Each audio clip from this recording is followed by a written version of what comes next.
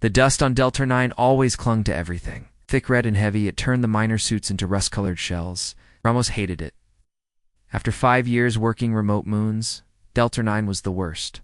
No wildlife, no sun, just wind, rocks, and silence. The morning started like every other. The crew walked out from the main dome, dragging gear through weak gravity. Their boots crunched against the frozen ground. No one talked much. They were paid to mine, not chat. Ramos ran Drill Unit 4. It was old, but reliable, most of the tech. On Delta 9 came from retired Earth colonies. He tapped a few buttons on his forearm screen, and the drill came alive with a soft hum. He slid his helmet back into place, locked the seal, and gave a short wave to his teammate Kira, who was inspecting a nearby rock face. Starting past 19, Ramos said into the comms.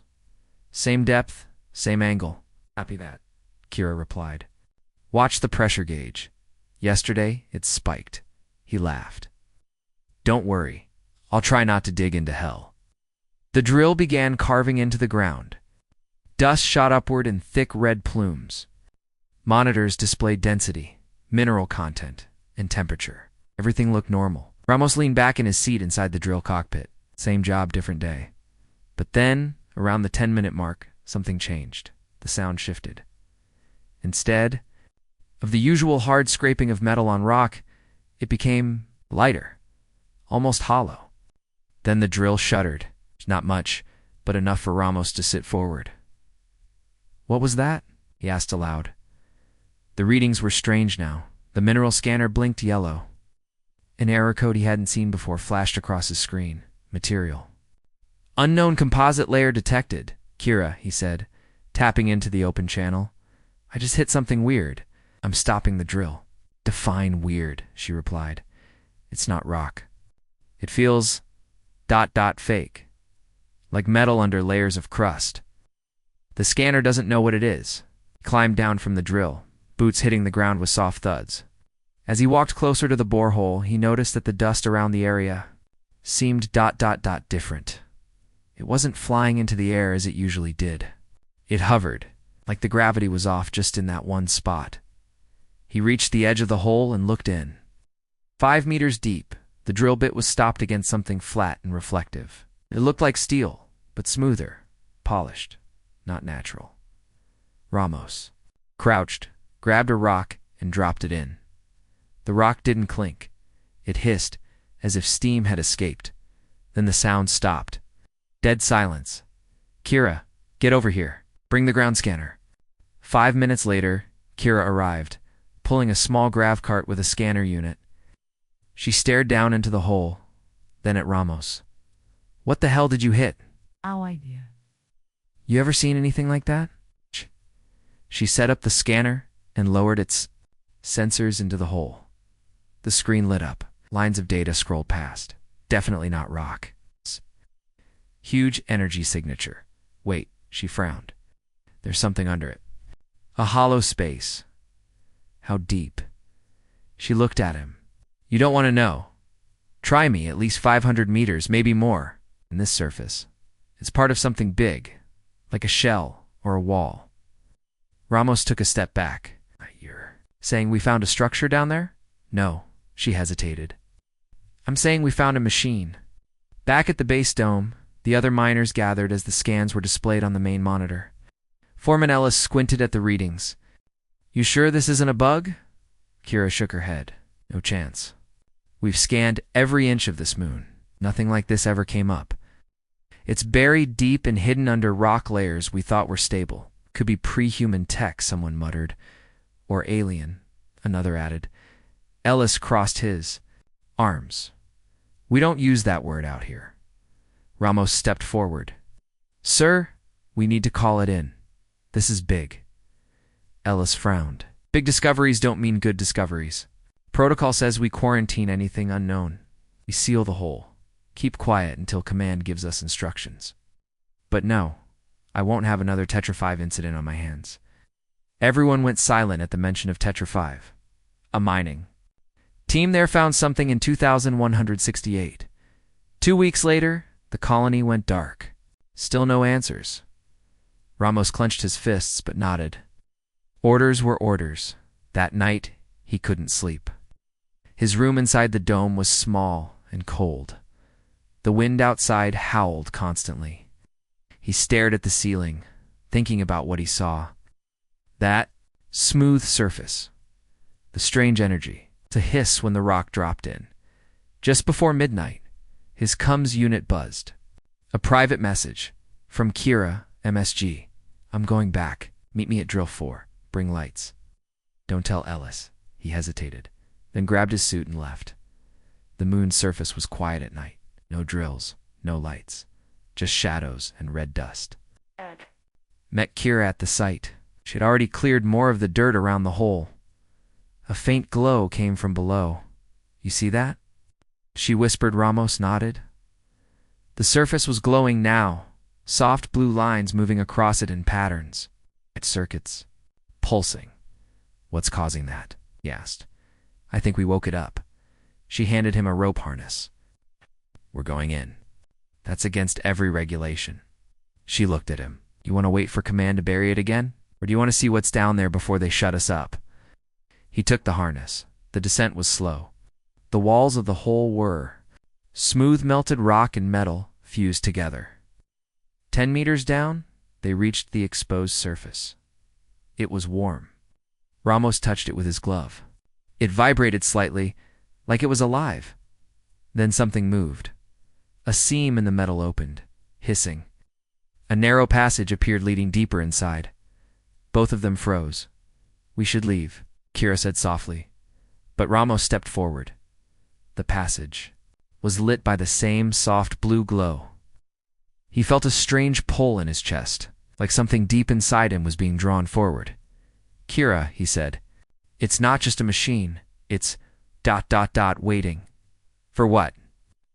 I don't know. As they walked into the passage, the walls shifted slightly, adjusting, like they were being scanned. A soft voice echoed metallic, ancient, and emotionless. Unknown life form detected. Query designate. They stopped cold. Ramos opened his mouth. I'm Ramos. Human mining crew. The voice replied instantly. DNA match. Partial. Language. Compatible. Access level. Initiated. A panel opened on the wall beside them. The screen blinked on. It showed stars, dozens of them, each one marked with strange symbols. Then one by one, they began to go dark. What is this? Kira whispered. The voice returned. Memory file? Burning of 7 suns? Military directive? Complete eradication. Ramos felt his stomach drop. This thing, it fought in a war. Not just fought, Kira said. It ended one. Suddenly the lights flickered. The voice grew louder. Status. Power restored. Primary systems online. Reactivating core. A deep rumble shook the ground. Above them, the sky seemed to hum. Kira turned to Ramos, her eyes wide with fear. We need to get out, now. But Ramos didn't move. He was staring at the final line of text appearing on the wall Commander identified. Welcome back. And in that moment, deep beneath the surface of a forgotten moon, something very old and very powerful woke up. The ground shook again, not like a tremor or a small quake. This was deeper, like the entire moon had turned into a speaker, and something massive was slowly humming to life underneath the surface. Ramos stared at the glowing wall where the words had just appeared. Commander identified. Welcome back. What does that mean? Kira asked, her voice barely a whisper. Ramos shook his head. I don't know. I've never been here before. I've never seen anything like this. But the wall responded again. Memory fragment. Reconciling host DNA. Error genetic drift. Detected. Establishing new link. The air became heavier. A thin blue mist drifted through the passage. It didn't smell like anything, but when Ramos breathed it in, he felt lightheaded, like something invisible was reaching inside his thoughts. Do? You feel that? He asked Kira. She nodded, gripping his arm. It's in my head. I hear a voice. Not words. Just something old. Angry. Then the lights down the passage began turning on. One by one, the path was being revealed. No, Kira said quickly. This is wrong. This whole thing is wrong. We need to leave now. His instincts screamed at him to run, but part of him, deep in his gut, wanted to keep going, not from curiosity, it's from something else. Like a rope was pulling him forward. They turned back the way they came, hurrying toward the rope they'd used. To climb in? The surface above was closer than it felt, but the moment Ramos grabbed the rope, a warning echoed through the tunnel. Departure detected. Access level incomplete. Shut down in 5 minutes. The lights behind them began going dark again. The ground vibrated harder. That low hum grew louder, sharper now, like metal screaming under pressure. Back on the surface, they climbed out fast, gasping as they reached open air. Ramos looked back down into the hole just as the seam began to close again. The metal surface folded in on itself like a wound healing. In seconds, the passage was gone. The blue light vanished. Everything was quiet again. Too quiet. Kira ripped off her helmet once they were back inside the airlock. Her face was pale and soaked in sweat. I don't care what Ellis says, she said. We're reporting this. Someone has to know. This thing, it's not just alien. It's alive, and it thinks you belong to it. Ramos sat on a bench, trying to steady his breathing. His heart was still racing. His skin tingled. That voice in his mind hadn't gone away. It was faint now, like a whisper in another room. But it was there. I didn't ask for it, he said finally. I touched it by accident. Doesn't matter. It thinks you're someone else. Or something close enough. She paced the hallway, nervous energy all over her. I've seen first.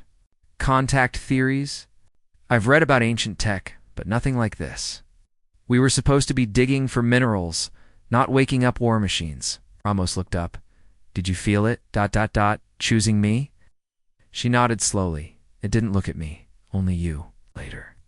That day, back at the command dome, Ellis was waiting. Arms crossed. Jaw tight. I know you two went back to the drill site, he said before they even spoke. Don't bother lying. Kira looked at Ramos, but he stepped forward. We found something, he said. It's not from Earth. It's buried deep and it's active. I think it tried to link with me. Ellis sighed. Damn it. You. Know what you've done? This isn't just a mining op now. This is a classified event. You've both broken 6 regs. We had to, Kira said. It was awake. It talked. It knew things about Ramos. Ellis turned to her, angry. And what if it's hostile? What if waking it up sent a signal across the system? You ever think of that? Ramos felt cold. You think it called something? Ellis didn't answer. I hooked over to the console, typed in a few commands, and turned the main screen toward them. It showed a map of the surrounding moons and space lanes. An hour ago, he said. A long-range sensor picked up an anomaly above the far side of Delta 9. Energy signature, regular orbit, no beacon. Kira frowned. Ship could be, Ellis said. Or a probe. Could be nothing. But the timing's too perfect. The room went quiet. Then Ramos spoke again. We should try to talk to it. Ellis's eyes narrowed. The machine nodded. It didn't attack. It scanned us. It listened. If it's as powerful as it seems, and it wanted us dead, we wouldn't be standing here. Ellis didn't respond right away. Then he picked up a comms tablet and sent a secure message. I'm alerting command, he said. They'll decide what happens next. Night fell quickly on Delta 9. The sky turned black, stars blinking above like watching eyes. Ramos couldn't sleep.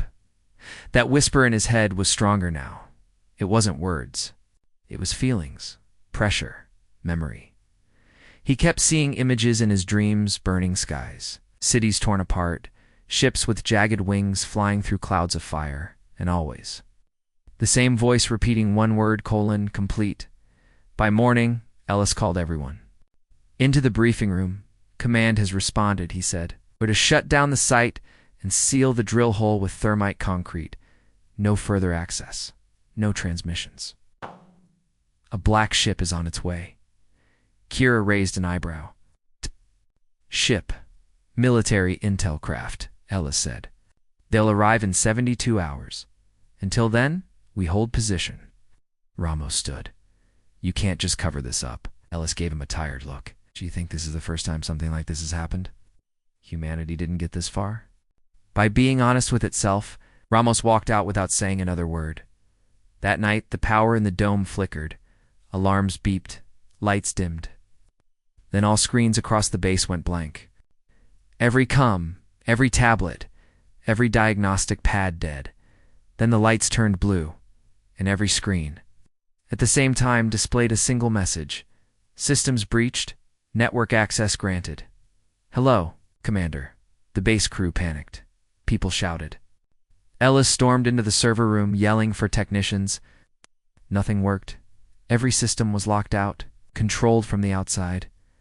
Ramos just stared at the screen in his quarters as the message pulsed softly, like it was alive. Do you accept? Linky didn't move. Then Kira's voice came over the emergency channel. Ramasar, you seeing this? He pressed the come button. Yeah, it's in everything. Cameras, life support, even the airlocks. It wants to connect. To what?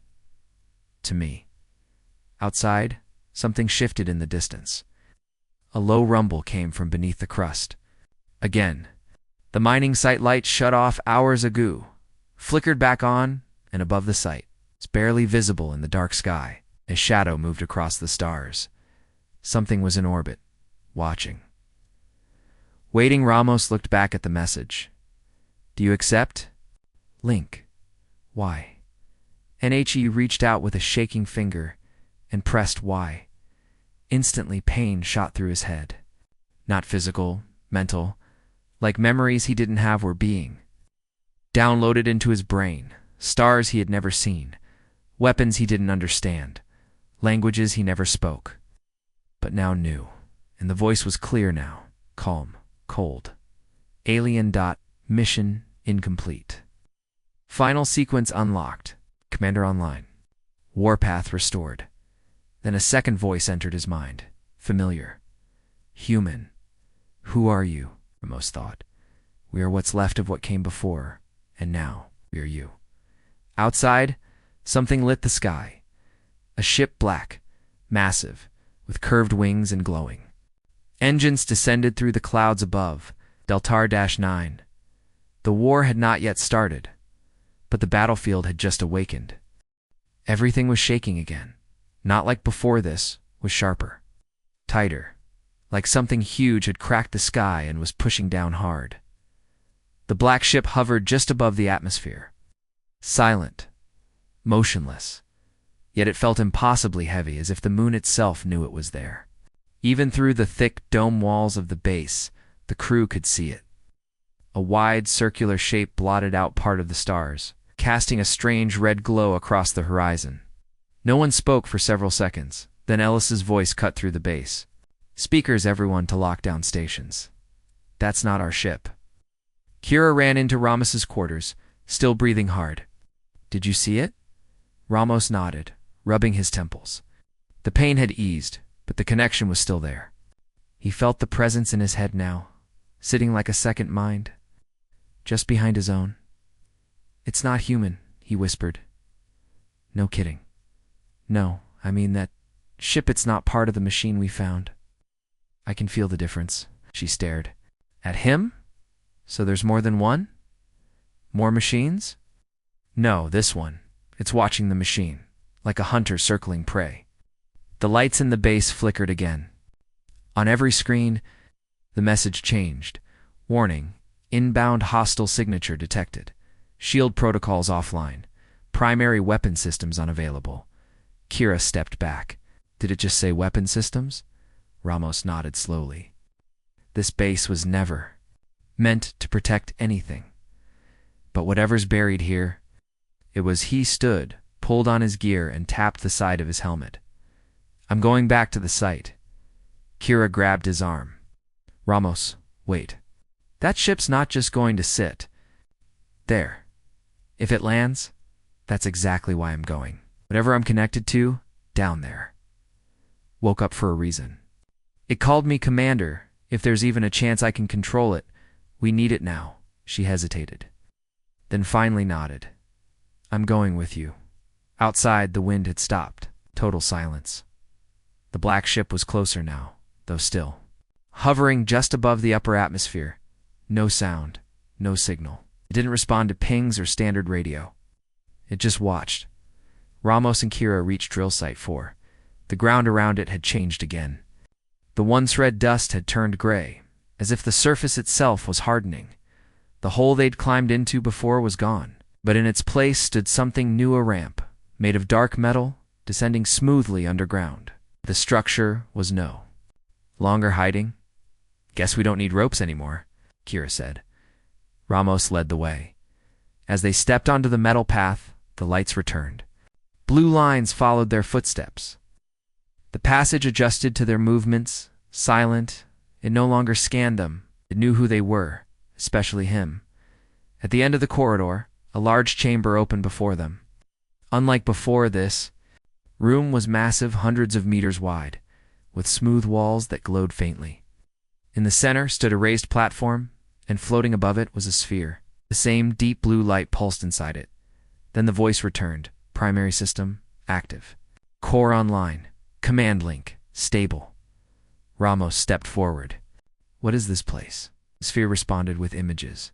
Flashes. He saw war-torn planets, cities burning in the sky, and machines, dozens of them rising from underground bunkers like this one.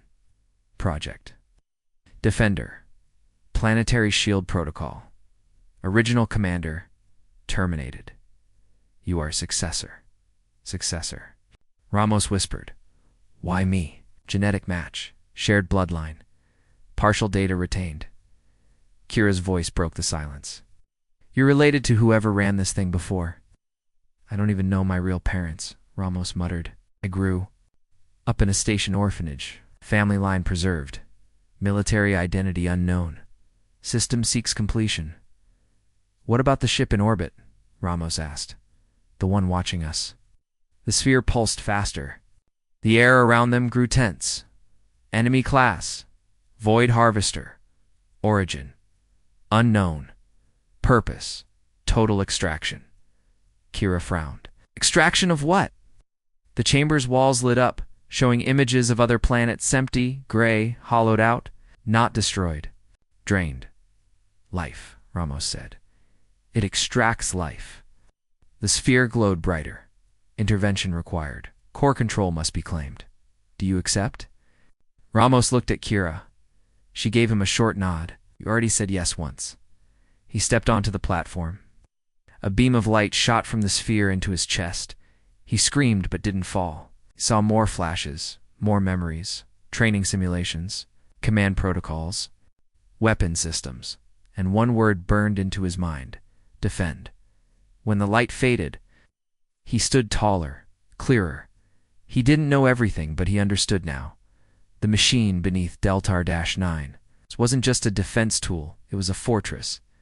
Back at the base, alarms sounded. The black ship was descending, slow, controlled. It passed through the upper atmosphere without sound. No fire, no trail. It moved like a shadow falling across a room. Inside, the crew panicked. Ellis tried to contact Earth Command, but all channels were blocked. The ship was jamming everything. Kira's voice came through the emergency comm. Ellis. This is Kira. Get everyone underground. Lock all doors. What's happening? We're activating the system. Get ready. The ground shook again, but not from the ship.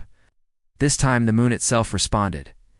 At drill site 4, the ground opened wider. Massive panels shifted. Towers rose from beneath the surface-angled metal structures with glowing cores. The sky above, lit with blue lines forming a wide dome stretching to the horizon. A shield, high above. The black ship paused, then it fired. A beam of red light shot from its underside, striking the newly formed shield with incredible force.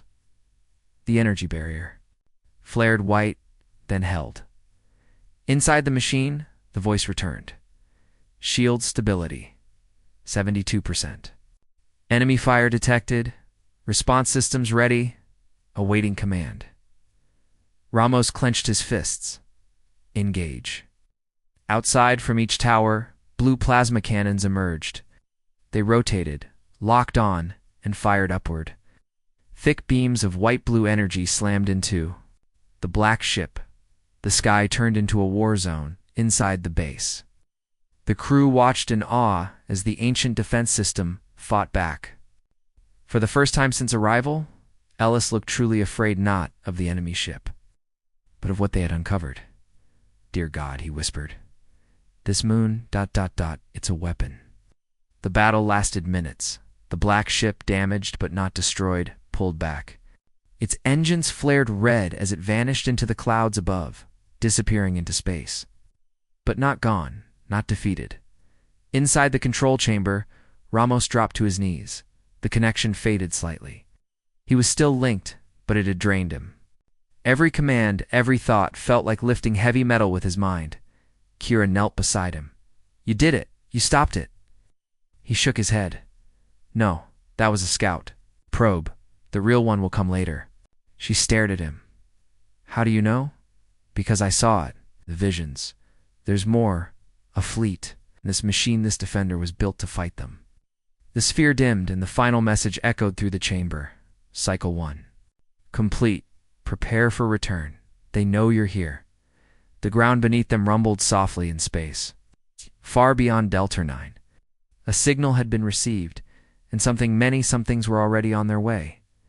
The war hadn't started, but the countdown just had. The lights in the underground chamber dimmed. Ramos sat on the floor, breathing hard. The glowing sphere above him had gone quiet. No voice, no data, just a low, steady hum pulsing through the floor. Kira stood beside him, still watching the display. Walls fade to black. "That ship will come back," she said. "Wasn't retreating, it was scanning, testing us." Ramos nodded. "Now it knows what we have." Outside the ancient bunker, the shield tower still hummed with power, casting a pale glow over the moon's surface. From orbit, the defense dome was now fully visible, a shimmering blue shell wrapping around the drill site and the base like a warning, but no one knew what would happen next. Kira helped Ramos up. "We have to get back. The crew is panicking." Ellis is barely keeping them together. Ramos wiped sweat from his forehead. "They're not wrong to be scared." They made their way back through the corridor. The walls adjusted again, lights following their movement, but this time slower. The energy in the passage felt tired, as if the system had spent most of its strength already when they stepped outside. The sky above Delta 9 was dark again. Stars glittered in the void. The black ship was gone, but something didn't feel right. Kira froze. "Do you hear that?" First there was only silence. Then it came a high-pitched sound. It's barely audible, like metal grinding softly against metal. Ramos turned his head toward the southern ridge. Small object was standing there, not moving, not floating, standing. It looked human at first, tall. 2 legs, arms, a narrow head, but it was too thin, too still. Its body was made of dark silver, shaped like bones, with glowing red lines running along its joints. "What is that?" Kira whispered. The figure didn't move. It was watching them or studying them. Then more appeared. 1, 2, 3, climbing up from the rocky slope, stepping silently onto the moon's surface. All of them were shaped the same tall. Silent, perfect. "They sent scouts," Ramos said. "Not ships this time," Kira replied. "Just these." The first figure finally moved. It tilted its head as if it had finished scanning. Then it opened its mouth. A sharp, digital scream exploded through the air, so loud and piercing that both Ramos and Kira dropped to their knees. Covering their ears, their visors cracked from the noise. The scream wasn't just sound, it was data. A signal inside Ramos's helmet. The blue HUD flickered. "Defender system. Alert. Proximity breach. Shield compromised." The figure stopped screaming. It turned and ran. "Not away from them. Move," Ramos shouted. "It's going for the base." And Kira sprinted across the surface, boots slamming into the ground as they raced toward the dome. The other metal scouts didn't follow. They just stood, watching, waiting inside the base. Chaos. Alarms blared. Lights strobed. Ellis shouted into the intercom, trying to calm people down. Unknown intruder near outer perimeter. Like all sectors, this is not a drill. Ramos and Kira burst into the control room. It's not one intruder, Kira said, pulling off her helmet. There's a whole group of them, at least 6. They're testing the shield, Ramos added. They're finding weaknesses. Alice pointed at the screen. That scream we caught part of it. It wasn't random noise. It was a signal. To who? Kira asked. We don't know yet. But it was broadcasting through the defense system, like it wanted to be heard. Not just calling its own kind, it's mapping us, cataloging us. Ramos clenched his fists. Like a hunter marks a target. He turned to Ellis. We can't wait for Earth Command anymore. By the time they get here, we'll either be dead or harvested. Ellis stared at him. So what do? We fight. Ours passed. Then came the second breach at, exactly, 3:17 station time. The sky lit up again. But this time it wasn't a ship, it was a pod. A sharp black object pierced the outer atmosphere and slammed into the surface, half a kilometer from the base. It buried itself halfway into the ground and hissed with red steam. No engines, no noise, just impact, then silence. The crew watched from the security feed. Ellis muttered, Another scout. Kira leaned forward. No, that's something else. On the screen, the pod cracked open like an egg. From inside, something crawled. Out, tall, too tall. It moved like a spider butt, stood like a man. It had long, blade-like arms and legs that bent the wrong way. Its face was smooth metal with no eyes only, a mouth filled with rotating gears. Ramos felt a jolt in his head. The voice returned. Harvest drone, Class 3. Non-sapient. Purpose. Extermination of resistance. He turned to the others. It's not. Here to watch us. It's here to clean us up. The feed showed the drone turning toward the base and beginning to walk. Not run, walk, slowly, confidently, like it knew nothing could stop it. Ramos tapped his wrist and spoke into the base mic. Activate tower to defense cannon. Lock on target. Fire when in range. A voice replied from the gunnery deck. Copy. Targeting now? The tower rotated smoothly, tracking the drone as it crossed the surface. The cannon fired. A direct hit. Smoke. Dust. The feed shook slightly. Then the smoke cleared. The drone was still walking. Direct hit. No effect. The gunner said, Target is still approaching. Fire again. 2 more shots rang out. 1 hit, 1 missed. Still nothing. It's absorbing the energy, Ramos said, like it was built to survive this tech. Kira looked at him. We have to go down. Inside the bunker. Use something older, stronger. Ramos nodded. The system said weapons were still locked. But now that the drones hear it might open more, he turned to Ellis. Hold the base. We'll signal from underground when we're ready. The tunnels were darker this time. Fewer lights. Less activity. The system was pulling back power, redirecting it somewhere deeper. The main chamber was quiet, but the floor had changed. A new path had opened, one they hadn't seen before, led down, spiraling into a second level. As they descended, Ramos felt the connection grow stronger. Not in his head, in his chest. Like something inside his blood was warming up, sinking to the ancient machine. Kira's flashlight hit something ahead. Another chamber. But this one was different. Larger. It wasn't made of smooth metal. It was lined with racks walls of tall, sealed compartments. Each one glowed faintly. Inside each was a figure. Not human, not robot. Something in between. Ramos walked forward. What are these? The voice returned. Sentinels, biomech guardians. Sleep mode. Awaiting Commander Link. Kira stared at the rows. You're telling me this place has soldiers? Actual soldiers? Sphere appeared again, hovering above the center platform. Different color now red. Final protocol available. Enemy presence confirmed. Link to Sentinel control. Ramos stepped forward without hesitation. Link me. The sphere blasted light into him again, brighter, faster than before. This time there was no pain, There was only clarity. He saw maps, weapon systems, patrol zones. The Sentinels were not just machines. They were designed for him. He raised his hand. Across the chamber, the first pod opened.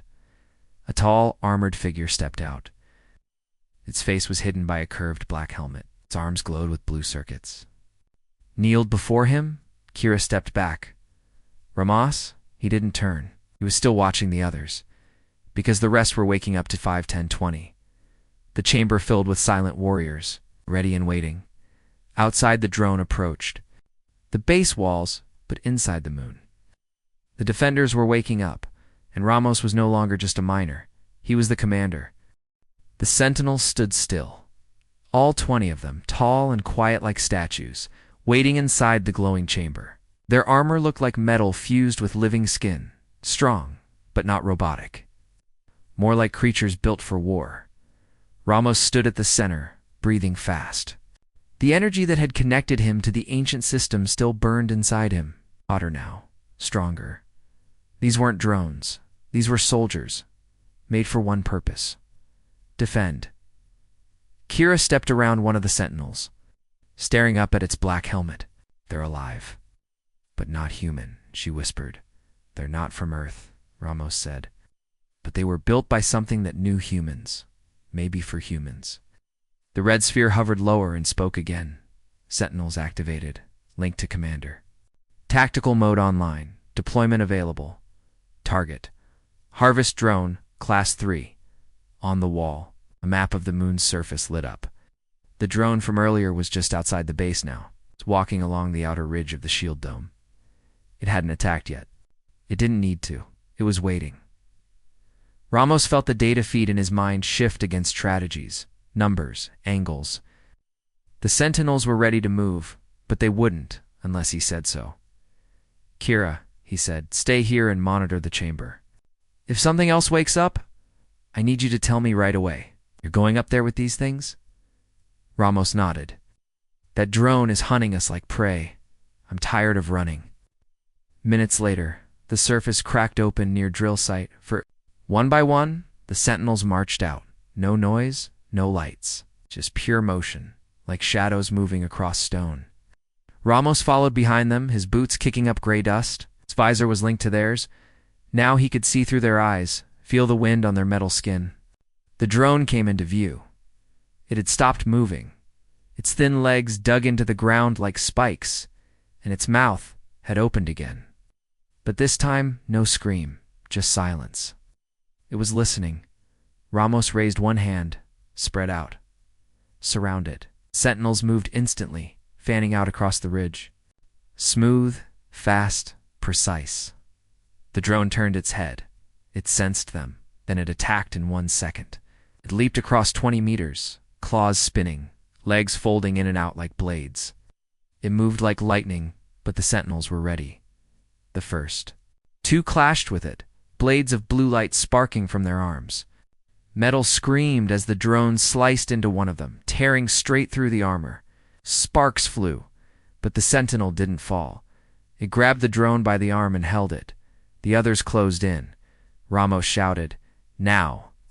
2 Sentinels jumped. From above, landing on the drone's back and driving glowing rods into its spine. The drone screeched and shook wildly, trying to throw them off. Another Sentinel struck its leg, severing it with a clean blow. The drone dropped to the ground. But it wasn't dead. Its mouth opened, widened. A red orb inside began to spin, glowing hotter, faster. "EMP charge," Ramos yelled. "Fall back." But one Sentinel didn't move. It stepped forward and drove its hand straight into the drone's mouth. There was a flash of light, then silence, when the smoke cleared. Both were gone. The drone had been destroyed. But so was the Sentinel. Ramos stood there for a moment, staring at the place where they'd vanished. It was a victory, but it didn't feel like one. Back at the base, Ellis watched the feed with wide eyes. "They did it," he said. But then he paused. "What is that?" The satellite image above the base zoomed out. In orbit just outside of scanner range, a new shape had appeared. Long, dark covered. In strange symbols, it was not a ship. It was a gate. Ellis opened to comes to Ramos' commander. You're going to want to see this. Ramos and Kira stood together in the base control room, watching the screen. The gate was massive, like a ring of jagged metal floating in space. Energy flowed through it in red lines, pulsing outward like a heartbeat. They sent the drone to test us, Ramos said. This is the next step.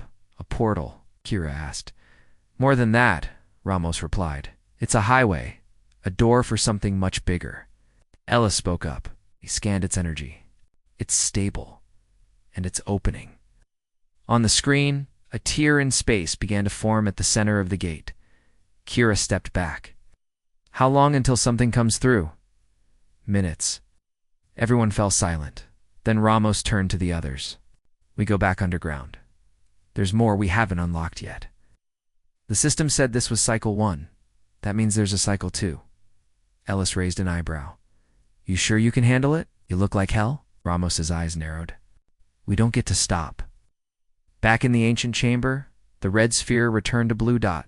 It scanned Ramos quickly. New energy signature detected. OFF world. Threat confirmed. Opening Phase 2 access, the floor shook. On the far wall, a new door opened. Thick gas hissed out, and beyond it another room. Inside were 6 chairs, each surrounded by cables and silver tubes. The walls were filled with screens, showing different planets, moons, and ships. Kira stepped in behind him. What is this? Ramos stared at the closest chair. Command network? Long-range battle interface? These chairs don't control soldiers. They create them. What do you mean? He stepped into the room and pointed at a nearby screen. It showed something growing metal and bone, shaping into a figure inside a glass pod. These are custom units, made for specific enemies. Adaptive tech. Sphere pulsed again. 6 templates available, each linked to human operator. 6 operators, Kira said quietly. You're 1. That means we need 5 more. Ramos looked at her. No, he said. I'm not the only one. 1 hour later, the team stood in the old launch bay beneath the base. Kira Ellis, Dr. Malin, the XENOBIOLOGIS, and 2 miners, Juno and Kaz, who had survived the drone attack. Ramos looked at each of them. We've all seen what's coming.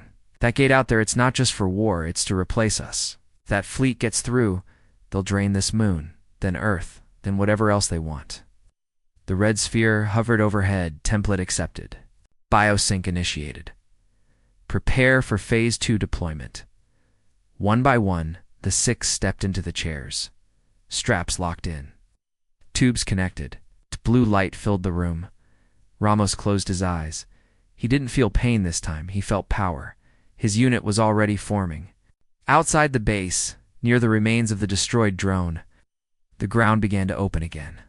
This time, something new rose from the deep, taller than the Sentinels, faster, deadlier, and human-designed, a war form, made to defend, and just above the atmosphere.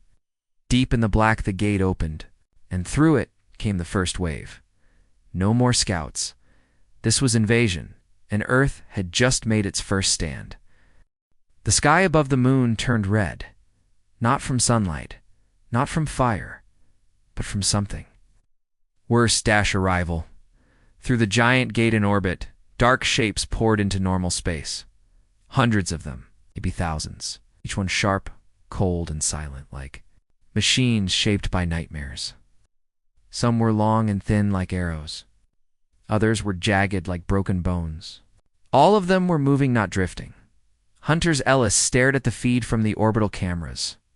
They're not ships, he said quietly. They're alive. Inside the ancient war chamber, Ramos felt the pressure build in his skull. The link between him and the system was growing stronger. Blue light pulsed around his chair.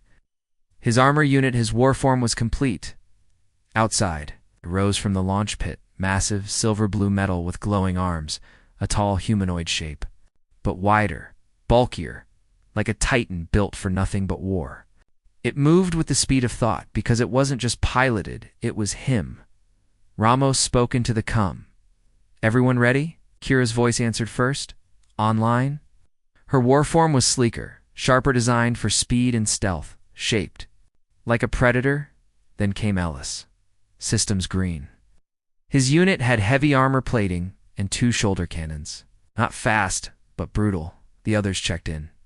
Juno linked. Kaz, let's go. Dr. Malin, this is insane. Betty, 6 of them.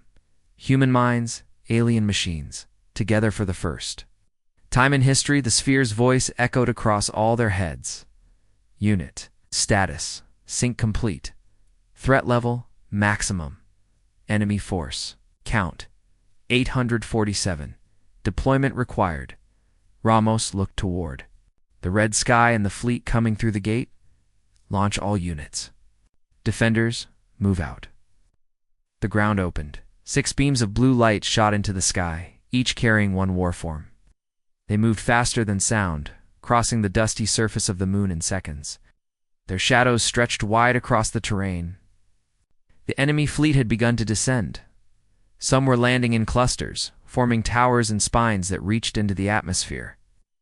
Others stayed in the air, floating silently like vultures. But none of them made noise. That made it worse. Ramos saw them. Through his visor, thousands of red eyes scanning, searching then, without warning. One turned, and the first wave struck. Black spines shot through the air like javelins.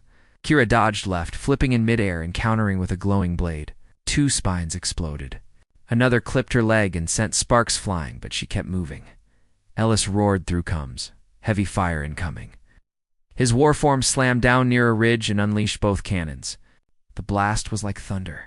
2 enemy flyers broke apart in the air, spinning into the dust below. Ramos moved fast, striking a flyer that had locked onto Juno.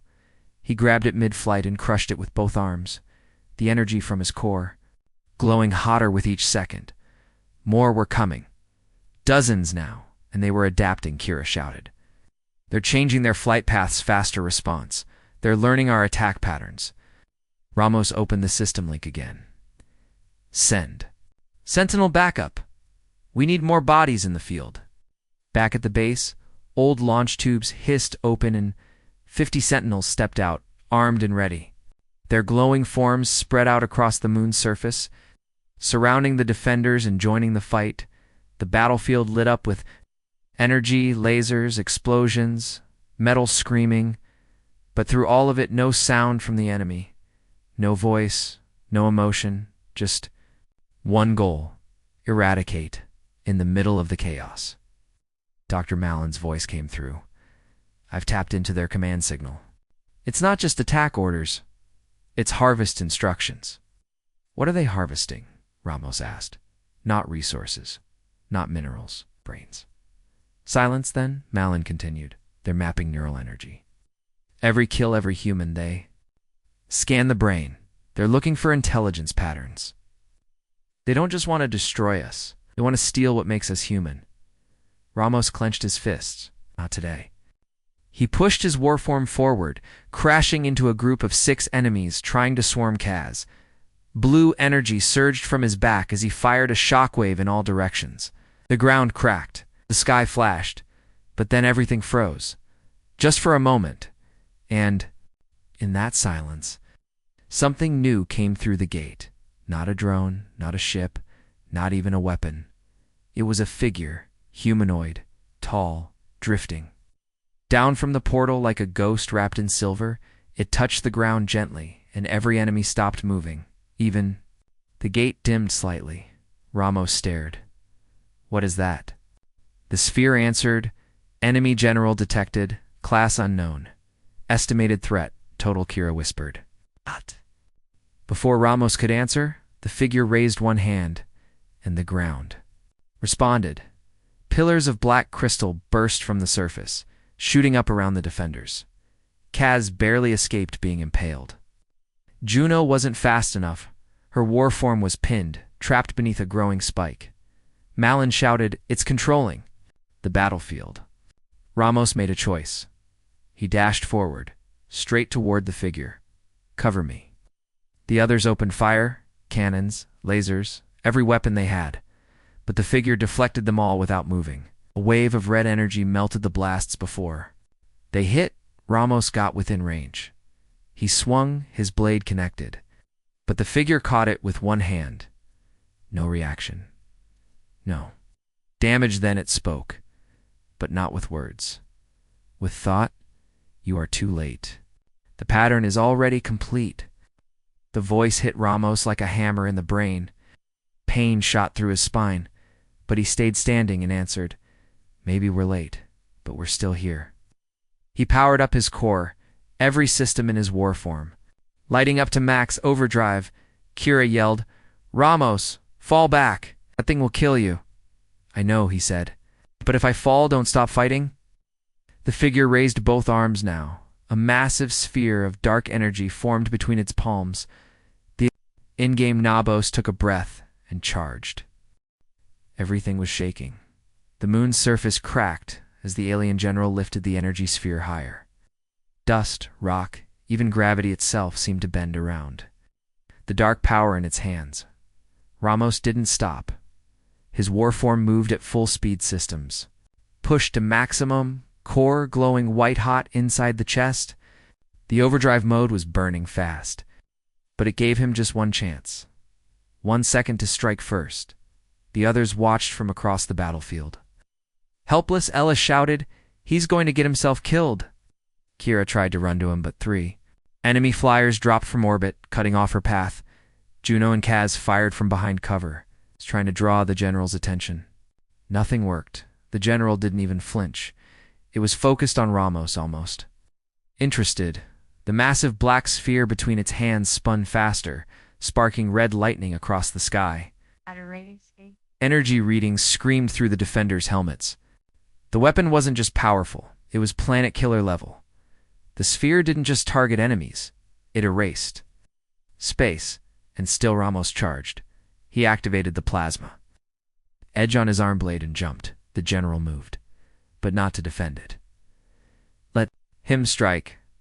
The blade slammed into its chest and stopped. No damage, no sound. The general simply tilted its head, looking at Ramos like a scientist examining a broken tool. Then it spoke directly into his mind. You are made to defend. But you do not understand what must be protected. It raised one hand and gripped Ramos's warform by the neck. Systems overloaded. Damage warnings blinked red. Ramos tried to move, but his body wouldn't respond. The link was breaking. He was being pulled into the alien's mind, into something deep and old and cold. Then dash boom, a rail spike. Glowing with heat slammed into the general's head. Ellis, his heavy warform, stood at the ridge, both cannons smoking. Get your hands off my commander. The general didn't fall, but it turned. Its grip on Ramos loosened. Just enough. That was the only opening they'd get. Kira flew in next, her warform slicing down with twin plasma blades, cutting deep into the general's arm. Sparks black fluid. Sprayed into the dust, the general screamed. Not with sound, with gravity. The ground cracked, pushing everyone back. Buildings collapsed. Mountains crumbled in the distance. Fall back. Ramos shouted through grit teeth. No, Kira replied. We're ending this. Juno and Kaz joined the attack. Malin, still in the rear, activated a remote system, a beacon left behind by the ancient alien tech. It pulsed once and unleashed a shockwave across the battlefield. For a moment, all enemy signals flickered. Even the general staggered. Ramos broke free and landed beside the others, breathing hard. He looked at them. All 5 stood ready. Armor cracked. Systems damaged, but still alive, still human, still fighting. He smiled. Let's take it down. Together, the 6 defenders launched one final assault. Ellis led with cannon fire, suppressing the general's movement. Kira moved fast, using shadows to cut at joints and weak points. Ramos locked arms with the enemy again, keeping it in place while the others struck from behind. Juno used her warform's core to release. A magnetic pulse ripping pieces of the alien's armor off with every blow. Kaz overloaded his arm launchers and fired directly into the general's back. Malin sent targeting data directly to the rest, analyzing the alien structure, calling out weak spots, bit by bit. The general slowed. The black sphere it had held its planet-killer weapon faded. Power dropped. Its body dimmed. and then Ramos activated his final core reserve. This ends now. The blade in his arm grew white-hot. He drove it straight into the general's chest, right where the alien heart should be. The general staggered, looked at him, and finally Dash fell. It collapsed to its knees, then dropped fully, the red lights in, its body fading to black. The battlefield was silent. The gate above them still pulsed, but the flow of enemy units stopped. Everything froze. Then Dash, the gate shut. A ripple of shock moved through space as the ring closed. Whatever was behind it, for Nod, was cut off. They had stopped the invasion. Back at the base, hours passed. The team sat in the old command room, exhausted, bruised, but alive. Ramos sat with his helmet off, holding a cold drink. His body felt like it had been dropped off a cliff. Kira looked out through the shield dome. No more enemy ships, no signals, only quiet stars. "Do you think it's really over?" she asked. Ramos shook his head. "No, that was just a scout general. A forward unit. There's more behind that gate." Ellis grunted. "Great, so round two's coming," eventually Ramos said. "But next time they'll know we can fight back." Malin tapped his datapad. "There's more here too. The ancient system, this wasn't their full network. There are more bases, more weapons, maybe even a fleet where..." Juno asked. "Scattered. Across moons, planets, all hidden." Ramos stood up. "Then we find them, we prepare, and we make sure humanity's ready when the gate opens again." Deep underground, far below the battlefield, a soft blue light pulsed. A sealed vault opened inside. Something moved. Not machine, not human. Something older, and its eyes were already open. The room was ancient. The stone wasn't stone at all, but something older, something alive. The walls pulsed softly with blue light. Not bright, not loud, but steady. And in the center of the room was a pod, oval-shaped, metallic, covered in symbols. No human could read, but someone was inside. A shape, humanoid still. Breathing. The pod's lights blinked faster. Then it opened. Ramos didn't sleep that night. After the battle, they'd begun cleanup, recovering broken warforms, scanning for hidden threats, patching wounds. But he couldn't rest. Not after what they'd seen. Not after what the alien general had said. "You do not understand what must be protected." Those words still echoed in his skull. He walked through the base's lower tunnels, past the warform, hangars, and collapsed corridors. The alien systems were slowly repairing themselves. Machines that had been asleep for thousands of years were now alive and working. Kira caught up to him near the old lift. "You heard it too, didn't you?" she asked. He nodded. "Yeah, I haven't stopped thinking about it." Protected from what? Ramos stared down the dark tunnel ahead. "That's what I want to find out." Malin was the one who found the new signal. It came from deep under the base, far beneath even the control core. A room that hadn't shown up on any maps. It's buried under layers of shielded material. When the defenders entered it, they felt it instantly. Heat, pressure, like standing too close to something radioactive. With no source, the vault had opened itself, and the pod was already unlocked. "What is that?" Juno asked. No one answered. The figure inside the pod sat up. Eyes open, pure white, glowing softly. It looked human. But not fully. Too perfect. Too still. Its skin was smooth, like polished stone. Its body thin, but powerful. It looked at each of them, and then Dash spoke. Its voice was clear, soft, and terrifying. "You woke me too soon." Kaz took a step back. What do you mean too soon?" The figure rose to its feet. It was taller than any of them. It didn't move like a person. It didn't breathe like one either. Kira held up her weapon. "Who are you?" The figure tilted its head, then walked slowly past her. Not afraid, not threatened. "I am not an enemy," it said. "But I am not ally either." Malin moved forward. "Then what are you?" The figure stopped near the wall, pressed a hand to it. A section of the stone vanished, revealing a star map. Dots, lines, shifting points of light, planets, galaxies, systems no one on Earth had ever seen. It spoke again.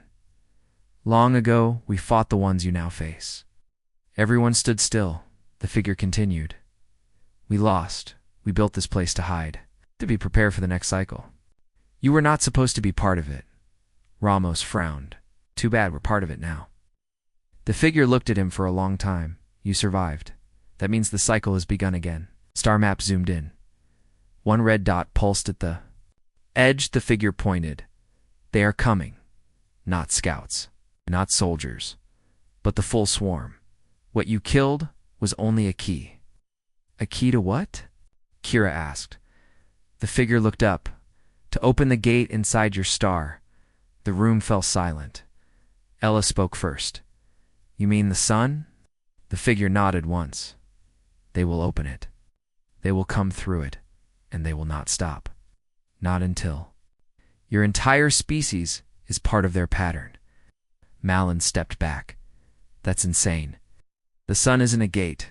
It is, the figure said. You just never saw the lock. Back at the surface, Earth sent a message. The whole planet had seen the light from the battle. Telescopes had picked up the gate before it closed. Panic was growing. Questions were coming, but there were no answers. Not yet. The defenders stood outside the base now, watching the stars. The figure stood with them, staring up at the moon's black sky. Ramos asked, So what happens now? The figure didn't. Look away. You prepare, Kira asked. How long do we have? The figure's white eyes blinked. Not long enough. Then it turned on, began walking toward the shadows of the crater. Ramos called after it. Where are you going? Stopped once to wake the others. Then it was gone. The defenders stood in silence. Far above them, the stars looked peaceful. But behind one of them, behind their own sun, something was waiting, and soon. It would arrive. Ramos looked at his team. Training starts tomorrow. We're not just miners anymore. Kira nodded. No, we're defenders now. Somewhere deep in the galaxy. The gate began to open.